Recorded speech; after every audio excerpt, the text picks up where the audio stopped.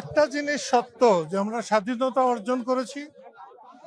যত কষ্টই হোক, উথাল পাতাল যাই হোক, আমরা স্বাধীনতাকে রক্ষা করতে পারবো।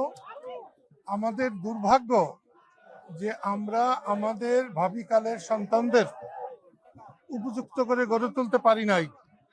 আমরা স্বাধীনতা অর্জন করতে পেরেছি, কিন্তু স্বাধীনতাকে রক্ষা করতে যে সার্বিক চেতনার দরকার, সবাইকে নিয়ে চলা দরকার, সেটা আমাদের অনেক ত্রুটি আছে, বিচ্যুতি আছে, ভুল আছে।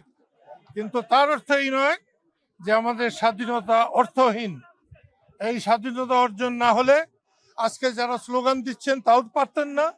এই স্বাধীনতা অর্জিত না হলে আজকে যে সরকারকে কদিন আগে উৎখাত করা হয়েছে সেটাও সম্ভব হতো না। এ সবই স্বাধীনতার ফসল। কিন্তু স্বাধীনতা যাদের জন্যে, সেই সাধারণ মানুষের ঘরে ঘরে স্বাধীনতা পৌঁছে নাই। স্বাধীনতা যার জন্যে, সেই স্বাধীনতার মর্যাদা এখনো হয় নাই।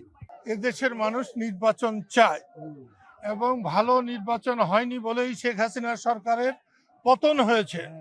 ভালো নির্বাচন হলে শেখ হাসিনার সরকারের এইভাবে নির্মম পতন হতো না।